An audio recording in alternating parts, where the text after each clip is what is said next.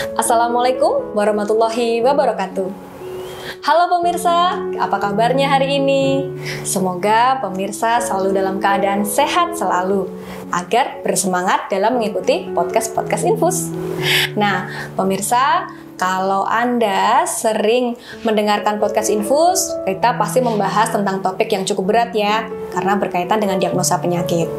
Cuman pada kali ini, Infus akan membahas topik yang lebih ringan. Kita mau membahas tentang cuaca saja ya. Nah, kalau pemirsa sering beraktivitas di luar, tentunya pemirsa akan merasakan bahwa akhir-akhir ini terjadi perubahan cuaca yang cukup ekstrim ya. Dimana biasanya pagi hari cuaca masih hangat-hangat, bisa untuk berjemur, ternyata sudah panas sekali gitu. Nah, menurut para ahli, perubahan cuaca ini disebabkan karena adanya gelombang panas. Nah, untuk mengetahui lebih lanjut apa itu gelombang panas dan bagaimana dampaknya terhadap kesehatan kita, maka pada Infus episode kali ini kita sudah kedatangan seorang narasumber yang tentunya sudah familiar sekali ya, karena beliau sudah sering banget kita undang di acara Infus. Baik, langsung saja kita sambut Dr. Hersa Donantia, spesialis penyakit dalam. Halo Dr. Dona. Ya, apa kabar nih Dr. Dona? Baik. Oke, dokter, meskipun suasana di luar hot, di sini kita juga bahas yang hot juga ya. Jadi panas luar dalam nih dok. Oke, dokter, tadi saya di awal sudah menjelaskan sedikit ya, kalau kan perubahan cuaca ini disebabkan karena adanya gelombang panas gitu ya dok ya. Mungkin dokter bisa jelaskan sedikit ya dok, apa itu gelombang panas dokter? Ya, sebetulnya untuk kejadian gelombang panas ini adalah suatu fenomena alam, jadi bukan suatu fenomena kesehatan, ya, tetapi mempunyai efek pada kesehatan kita. Nah, mungkin yang lebih menjelaskan harusnya bukan dari penyakit dalam ataupun dari kesehatan, tetapi mungkin dari iklim. Nah, kenapa kok ini terjadi? Sebetulnya gelombang panas ini lagi sedang menyerang di Asia, terutama India itu juga parah lah, tapi Indonesia terkena dampaknya. Karena apa? Satu, karena posisi dari matahari. Ya. Yang kedua, saat ini di Indonesia juga sudah mendekati musim kemarau.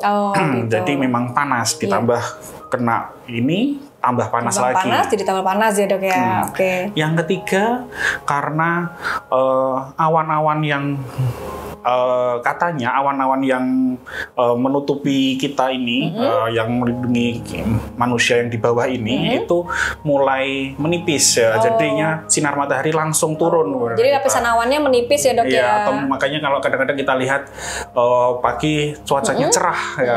Di satu sisi kita bahagia cuaca cerah, tetapi di satu sisi ya panasnya minta ampun ya mbak ya. Oh gitu ya.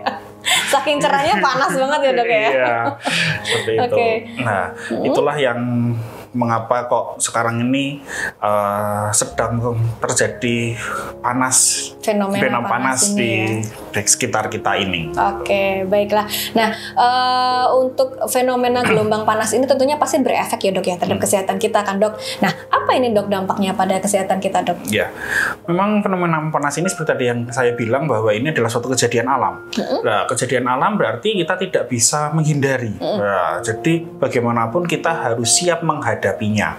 Nah, menghadapi dengan cara apa? Ya, yang kita takutkan adalah efek panas ini bisa mengakibatkan gangguan pada diri kita. Nah, misalnya akibat yang terlalu panas bisa menjadikan suatu dehidrasi. Kita keringetan, kurang cairan, dehidrasi. Anak-anak kecil yang kena panas akibatnya apa? Keringat. Ya, mungkin bisa terjadi suatu kelainan kulit. Berikutnya kena panas bisa jadi terbakar. Iya. Yang lebih parah kanker kulit. Bisa sampai kanker kulit ya dok ya? Ya itu mungkin bertahun-tahun kemudian. Efek jangka panjangnya ya. Kalau sering terpapar mungkin ya dok ya. Seperti itu. Terus ya yang ini paling sering ya, yang paling bahaya adalah faktor dehidrasi itu sih mbak. Gitu ya. Oke, baik-baik. Berarti kalau sering terpapar matahari, kita jangan lupa sering-sering untuk banyak minum gitu ya dok ya. Termasuk kalau kita berjemur pagi hari tetap dibolehkan nggak dok ini dok? Boleh. Ya, jadi kalau dulu kita berjemur kurang lebih untuk menambah vitamin D, yaitu jam 9 jam itu ya, jam 10 ya. Itu. Nah, sekarang jam 9 jam 10 sudah mulai terlalu panas. Jadi agak lebih awal ya. Digeser lebih pagi gitu ya. Yang berikutnya waktu. Selain waktu tadi jamnya, waktu atau adalah maksudnya lamanya. Jadi jangan terlalu lama. Karena kena paparan sinar matahari seperti tadi yang kita bilang bahwa salah satu resikonya adalah bisa terjadi dehidrasi. Nah, jadi sambil panas, sambil kita jangan lupa untuk minum. Nah, minumnya ditambah. Nah, panas, dehidrasi. Berikutnya lagi kalau misalnya kita mau jalan-jalan, ya jangan lupa pakai topi, pakai payung. Payung bukan hanya untuk melindungi dari hujan saja, tapi bisa untuk melindungi dari sinar matahari. Jadi kalau misal kita mau tetap beraktivitas di luar, tetap dibolehkan ya dok, termasuk berjemur, karena kita kan juga butuh vitamin D-nya ya dok ya. Tapi mungkin durasinya diperpendek, waktunya juga dibikin lebih pagi gitu ya dok. Jadi tidak ada alasan bahwa ini serangan sinar panas, jadinya kita nggak bisa balik kemana-mana, cuma di rumah saja, mager, nggak boleh. Tetap kita harus aktivitas. Baik ya. Tadi dokter sempat menyinggung sedikit ya, salah satu tipsnya untuk menjaga kesehatan agar terhindar dari gelombang panas ini pakai payung ya dok ya. Selain itu mungkin ada lagi nggak dok? Mungkin pemilihan baju. Kostumnya juga diperhatikan ya dok ya? Seperti apa nih dok? Bukan yang kita kadang-kadang trendy ya. Pilihlah baju yang dengan warna yang muda, warna yang cerah. Karena apa? Warna yang cerah itu sifatnya adalah memantulkan panas atau sinar matahari. Akibatnya yang serangan panas ini dapat berkurang. Berbeda dengan baju atau kain yang berwarna gelap, dia sifatnya adalah menyerap panas, sehingga sudah panas diserap panas, tambah kering nanti kita. Gitu ya. Tambah hot luar dalam ya dok ya. Dok, kalau misal penggunaan sunblock itu gimana dok? Boleh nggak sih dok? Boleh, dan memang disarankan ya kita pemberian sunblock itu untuk mengurangi tadi paparan sinar matahari, untuk melindungi kulit kita. Seperti tadi yang saya bilang bahwa salah satu resikonya nanti jauh ke belakang ya, itu apa ke depan ya? Jadi ke depan itu adalah bisa terjadi. Ke depan harusnya mau ke belakang. Bisa jadi kanker kulit ya. Jadi kita harus sering-sering pakai sunblock ya akhir-akhir ini. Baiklah. Jadi pakai sunblock itu bukan hanya untuk faktor kosmetik saja ya dok. Bukan hanya wanita saja. Cowok juga boleh ya pakai ya. Dan memang diperlukan ya untuk saat ini. Memang diperlukan. Baiklah. Baik. Tadi kita sudah membahas singkat ya dok ya terkait dengan gelombang panas, kemudian apa efek terhadap kesehatan serta tipsnya dari dokter Dona juga ya. Baik dokter, kalau mungkin dokter tadi bahas kan kayaknya banyak dampak negatifnya ya dari gelombang panas ini. Tapi sebetulnya ada dampak positifnya loh dok. Tahu nggak dok? Apa itu? Kalau buat kami nih ya, para ibu-ibu nih ya, yang suka melakukan aktivitas rumah tangga, seneng kalau cuaca panas supaya jemuran cepat kering dokter. Terus kalau kita mau jemur kerupuk juga cepat kering loh dok. Jadi kalau digoreng cepat renyahnya.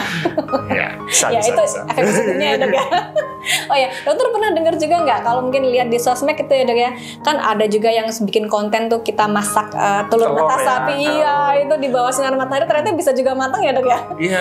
Itu artinya apa? Betapa panasnya saat ini bahwa masak itu kan kurang lebih butuh 100 derajat ya. Berarti kan ditaruh di aspal aja, telur aja sudah bisa matang. Berarti betapa panasnya. Saya juga pernah entah melihat di negara mana aspal pun sampai meleleh. Jadi memang serangan panas ini jangan kita anggap wah ini hanya panas saja deh, nggak apa-apa ya seperti itu. Tapi kita juga harus berhati-hati terhadap serangan panas ini. Baik. Jadi mungkin di sosmed itu nggak cuma sekedar buat bikin konten aja ya, tapi ternyata memang ada edukasinya bahwasannya di balik itu bahwa kalau kita ambil wah ini hebat bisa buat telur, tetapi kita pikirkan yang lain bahwa ini telur aja bisa matang, apalagi kalau kita yang di sini kita juga bisa matang. Nanti jadi stik ya dok ya.